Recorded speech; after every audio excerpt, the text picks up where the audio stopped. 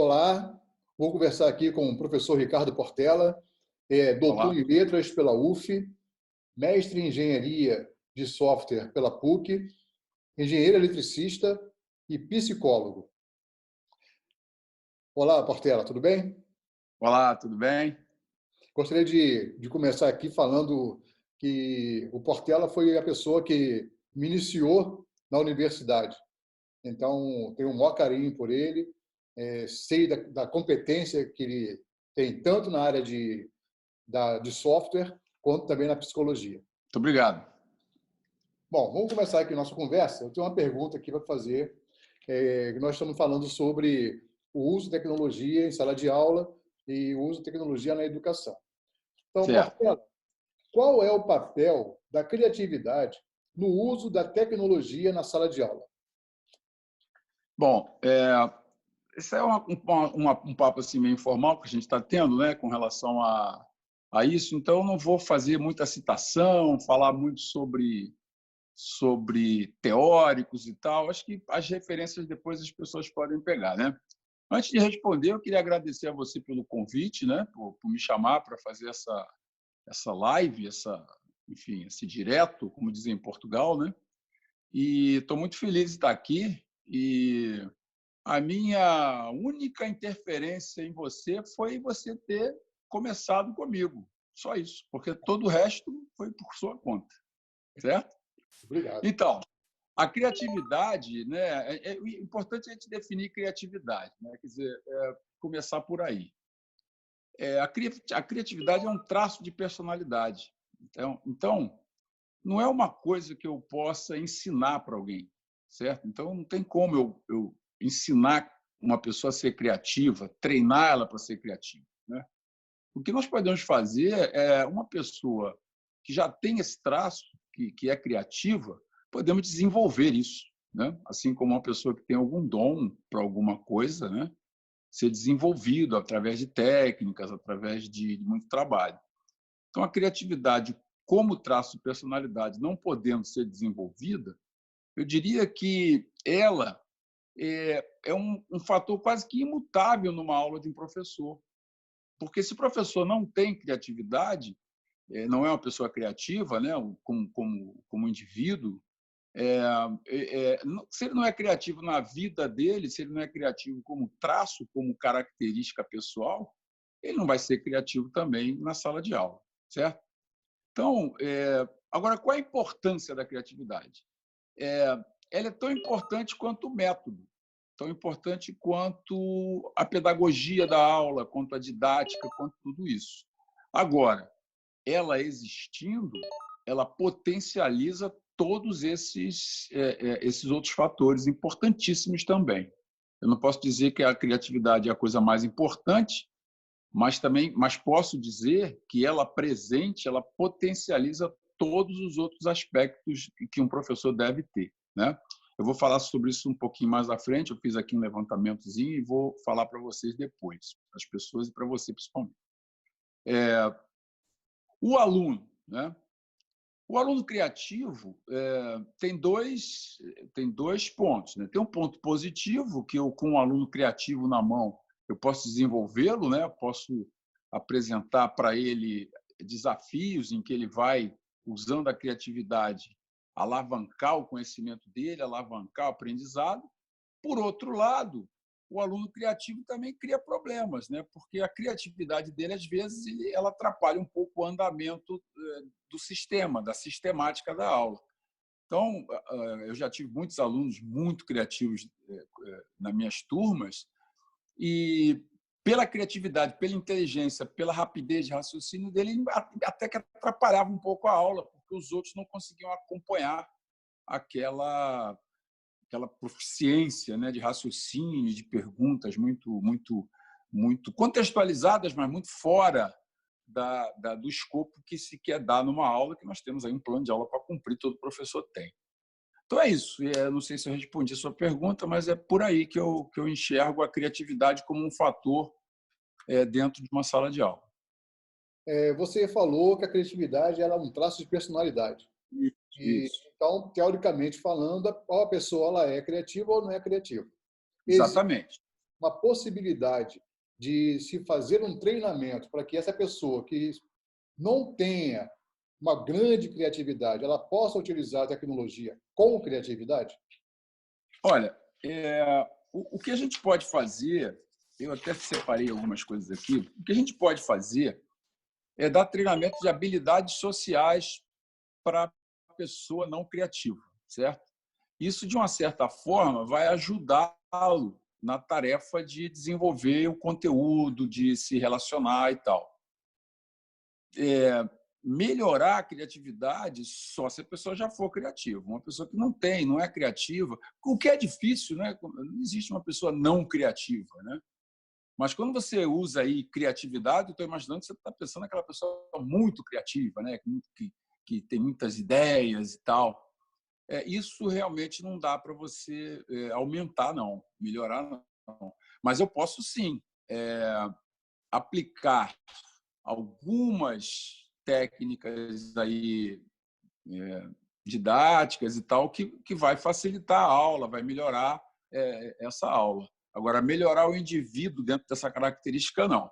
As habilidades sociais que eu estou falando, por exemplo, vamos imaginar um professor que tem a dificuldade de receber ou fazer elogio, né?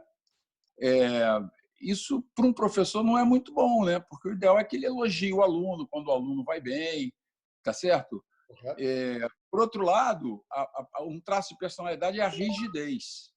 Então, se a pessoa tiver aquela rigidez, dificilmente ele vai superar isso e vai conseguir fazer elogios, vai conseguir quebrar regras e tal. Então, é muito complicado isso. O ideal é que se faça uma avaliação. É um treinamento simples e, caso ele tenha algum problema de personalidade, aí ele pode ir para terapia, né? Pode se tratar dentro de um outro escopo profissional. Quando você fala de rigidez, você está relacionado com a rigidez da própria pessoa, da crença que ela tem, ou rigidez no trato com a outra pessoa?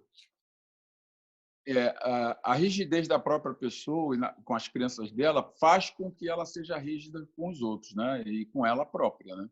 Então, uma pessoa que tem essa característica de rigidez, de ser muito exigente e tal, ele acaba sendo assim com ele mesmo e com os outros. Não há outra possibilidade. Quando você fala de rigidez, na sala de aula, por exemplo, tem um professor que é rígido porque ele é um disciplinador, e aí ele pode ser encarado como uma pessoa rígida, ou a pessoa rígida por não querer quebrar os seus conceitos, os seus padrões de comportamento. É preciso avaliar isso. Exatamente, exatamente. Uma coisa é o sujeito ser exigente, né?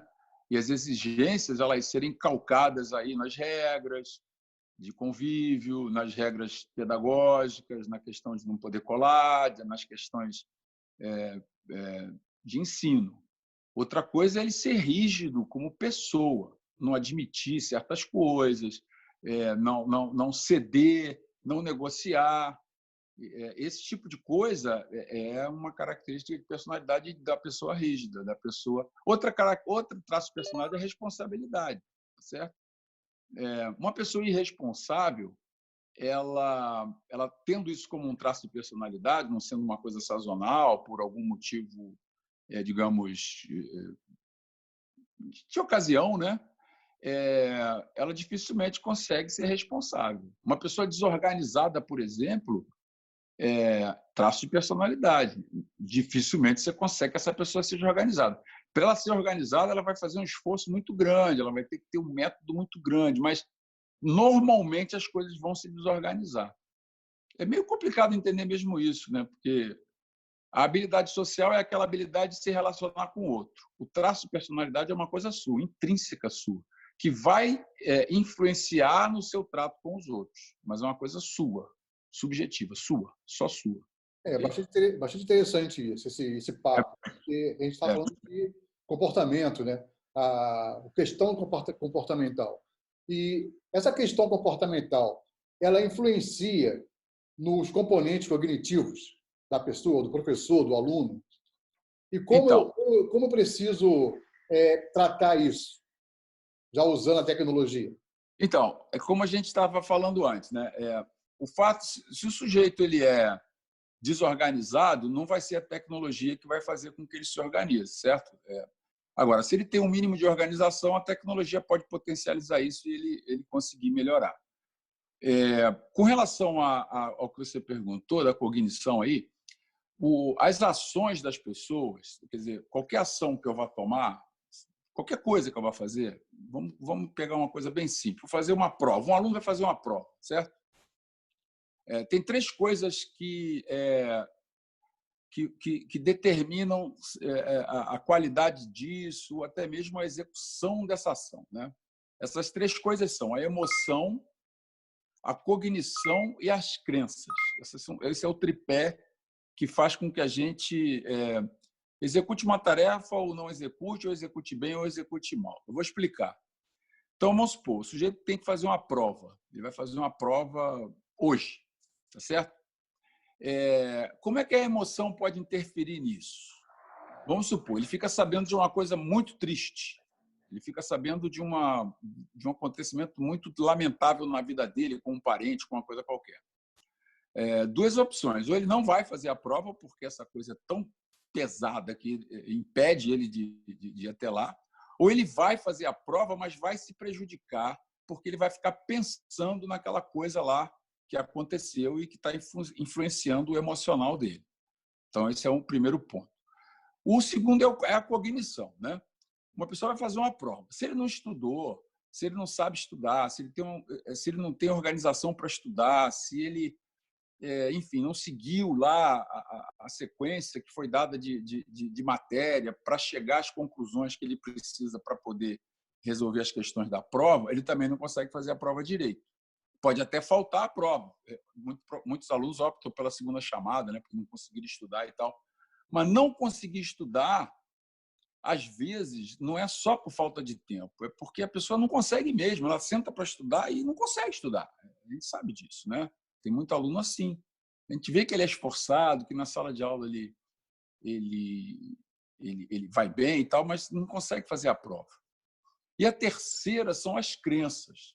Imagina que esse aluno ele tem uma religião que não se possa fazer nada aos sábados, né? Como a gente sabe que existe. Ele não vai fazer a prova ao sábado, porque a crença dele vai impedir ele de ir lá. Ou então ele acredita, tirando a parte da religião, ele acredita que se ele for para lá vai acontecer alguma coisa ruim pelo caminho, ele vai ser assaltado, vai morrer. Ele tem uma coisa dessa obsessiva, compulsiva, ele também não vai. Ele sonha com alguma coisa, ele vê um gato preto, enfim, qualquer coisa que mexa com crença, não necessariamente religiosa, também pode impedir o cara de ir lá fazer essa prova com êxito, até com certo sucesso. Então, essas três coisas elas influenciam bastante. Então, a cognição é uma delas, certo? Se eu penso no aluno só como um cérebro que tem que pensar e aprender a matéria, eu estou errando porque eu estou esquecendo os outros dois fatores. Se eu também penso no professor como um cara que tem que chegar lá e preparar boas aulas e dar boas aulas, esqueço também que ele, antes de ser professor, ele também é uma pessoa que também tem crença, que também tem emoção e que também pode dar uma aula ruim também. Então, é mais ou menos isso que as coisas se relacionam assim. Eu não posso isolar a cognição, isolar a crença, isolar a emoção. Elas trabalham em conjunto, né?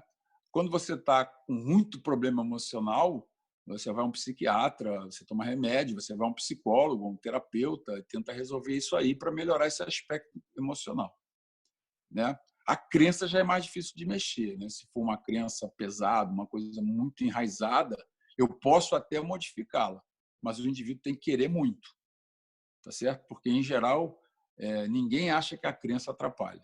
Ninguém. Ninguém vai dizer para você, essa crença que eu tenho aqui me atrapalha, eu acreditar nisso atrapalha e tal. Muito difícil.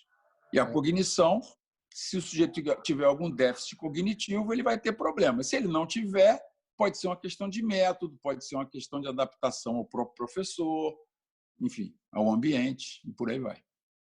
Vamos falar um pouquinho de crença? Vamos. Se o professor ele acredita que a tecnologia não vai, em hipótese alguma, melhorar a qualidade da aula dele, seria possível ele conseguir, através de treinamentos, que ele mude a opinião dele? Mudar a opinião que a tecnologia não vai ajudá-lo, sim, através de treinamento, sim. Ele pode, dentro do treinamento, ter vários exemplos onde a tecnologia pode ajudar. Esse treinamento tem que ser direcionado, né? Eu tenho que dar um treinamento mais de convencimento junto com a técnica. Não adianta só ensinar comando, tem que mostrar para o cara lá, olha, isso aqui funcionou bem, isso aqui foi feito lá na Argentina, foi feito na Inglaterra, foi feito aqui em São Paulo, foi feito numa outra escola aqui do Rio de Janeiro, e aí funcionou, porque o professor fez isso, fez aquilo, melhorou a aula, facilitou, teve isso, teve essa e essa outra vantagem, mostra também as desvantagens para ele ficar atento, né? E eu acho que ajuda sim, com certeza. O treinamento pode ajudar bastante nessa tarefa aí de convencer o professor para ele usar a tecnologia. Pode sim. Então, a gente pode entender que a tecnologia, se ela for bem utilizada, bem trabalhada, tanto de maneira técnica como de maneira psicológica, principalmente no trato do professor com o aparato tecnológico e junto com o aluno, então isso pode resolver-se através de um treinamento. Eu acho que sim, né? O ideal seria antes, né, fazer um treinamento comportamental com o professor, entender quais são as dificuldades que ele tem, se são dificuldades cognitivas, se são emocionais. Cognitiva que eu digo não é que o professor não esteja cognitivamente capaz, não. Cognitiva no sentido de resistência de aprender aquela coisa nova, sabe? Às vezes a gente tem isso, né? Pô, eu conheço isso aqui, para que eu vou mudar isso e tal? Então, se ele tiver essa resistência aí cognitiva de aprendizado, isso pode ser resolvido. Se ele tiver um problema emocional, também pode ser isso, né? Também pode ser, de uma certa forma, atacado pelo diretor, pela direção e tal. Se for uma questão de crença, é mais difícil, mas, enfim, dependendo da crença, também pode ser contornado com a habilidade dos gestores, né? O mais importante é você conhecer o professor, saber com quem você está lidando, que tipo de resistência ele tem, que tipo de dificuldade ele está tendo, né? Para poder, a partir daí, fazer a intervenção correta e tal. Se o objetivo da gente é colocar a coisa para funcionar, todo mundo quer que funcione bem, o gestor também tem que entrar nesse processo e se comprometer com ele, né? Eu acho. Perfeito. Um último tema aqui que é bastante polêmico, é o medo. O medo do professor entender ou achar que ele conhece menos de tecnologia do que o seu próprio aluno. Isso aí pode repercutir na qualidade do uso da tecnologia? Bom, pode acontecer sim. Mas, se o professor estiver ensinando tecnologia, esse medo ele é justificável. Agora, se o professor está ensinando matemática, né, o aluno sabe pra caramba usar o Windows, sabe usar jogos, é um expert, é até um hacker já, profissional e tal, mas ele não sabe matemática, né? E a aula é de matemática, pô. Então, o professor, a segurança do professor não é a ferramenta, né? O professor não precisa saber manejar bem o giz, ele precisa saber escrever no quadro e aplicar uma boa aula, certo? Então, mexer no computador é importante. O cara tem que ter o treinamento lá, o professor tem que ter o treinamento. Agora, ele ficar inseguro porque o aluno sabe mais do que ele do equipamento não é razoável, porque é como você falar para um piloto de Fórmula 1 que fica inseguro diante de um mecânico, né? O mecânico sabe tudo de carro, mas ele não sabe dirigir o carro, né? O piloto é que pilota. Cada um tem o seu trabalho, né? Então, o aluno, com relação a... Olha, tem um site do governo, chama-se CBO, né? CBO, não sei se você já ouviu falar nesse site. É a Classificação Brasileira de Ocupações, tá certo? Na Classificação Brasileira de Ocupações, você tem lá descrita todas as ocupações possíveis, né, dentro do Brasil. E lá no meio delas está lá professor, tá certo? Certo. E lá, tem lá, por exemplo, os traços de personalidade de professores para jovens e adultos, né? Então, olha bem que interessante, quais são, né? Quais são as competências pessoais desse cara? Está misturado um pouco traço de personalidade com habilidade, tá? Mas, enfim, essa diferença ela não é tão importante assim. O importante é atacar o que o professor tem que ter, né? Então, se eu estiver selecionando o professor, tiver essa capacidade de escolher os caras que têm isso, tudo bem. Se não, eu vou atacar outras que eu posso mudar e aquelas que eu não posso, a gente tenta contornar de alguma maneira. Então, olha bem, competências pessoais, tá? Por exemplo, manter vínculos afetivos com os alunos, certo? Então, o Cadastro Brasileiro de Ocupações, que determina, que descreve as competências de um professor, diz que um professor competente é aquele que consegue manter vínculo afetivo com o aluno. Você pode até discordar, mas está lá, certo? Outra, dominar a modalidade escrita da língua.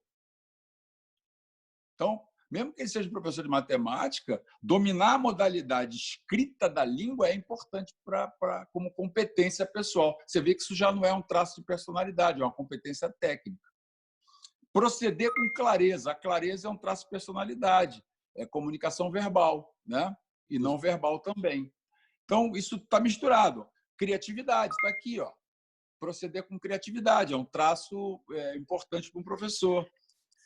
Apresentar capacidade de trabalho em equipe. Então, o professor tem que saber trabalhar em equipe, ele tem que ajudar os alunos, ele tem que poder trabalhar com os alunos, junto, fazer os exercícios juntos, participar dos grupos, ele tem que saber fazer isso. E por aí vai. Exercer autoridade com critério. E, por último, aqui, atualizar-se. Ou seja, o professor, uma das competências pessoais de um professor é atualizar-se. Então, se eu estou com um novo software, uma nova tecnologia que vai ser usada, ele tem que atualizar-se, senão ele não é um bom professor, segundo o CBO. O CBO. Tá certo? Aí você pergunta, você concorda com isso? Não é uma questão de concordar ou discordar, é uma questão que está lá descrito, né? Então, se aquilo ali é a descrição de uma profissão e diz que é importante, eu acredito que as pessoas que fizeram isso devem ter estudado e chegado a essa conclusão. Mas, como tudo é questionável, fica aí a questão, né? Então, isso é uma coisa que eu queria mostrar. Uma outra coisa importantíssima também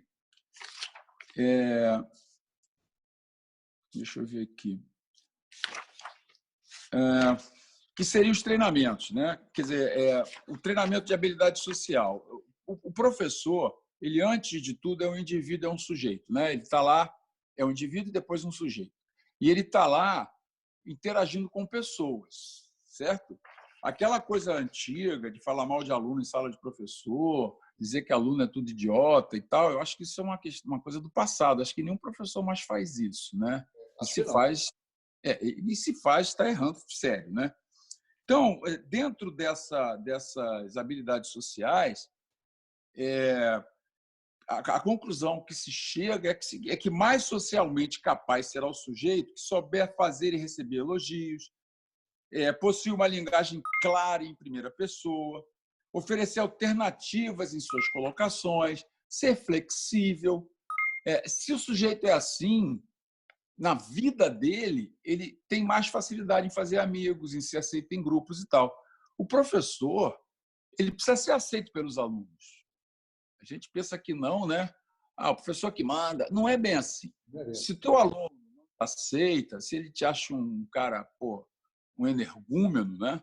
Se ele tem essa visão de você, ele vai ter resistência para a sua matéria, para a sua disciplina.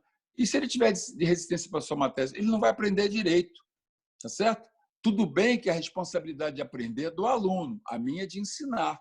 Poxa, mas se eu quero ensinar bem e se eu quero ter sucesso na minha tarefa, se ele aprender, se ele for bem, eu fiz a minha coisa direito, né?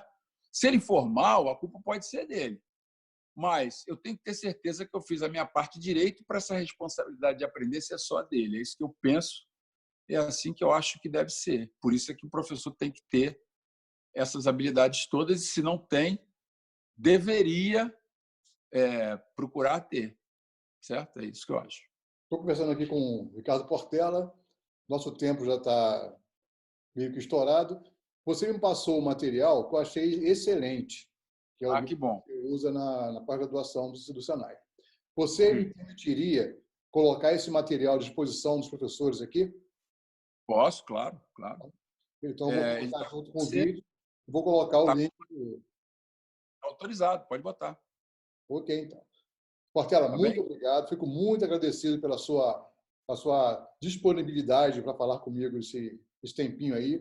Tenho certeza que foi muito bom, foi muito bom. Acho que Obrigado. os professores vão ouvir e vão gostar do que você falou. Pela sua amizade, pela sua consideração comigo e por acreditar que eu posso ajudar aí as pessoas que vão assistir esse vídeo. Eu que te agradeço, tá? Boa noite para você. Boa noite para todos. Um abraço, tchau.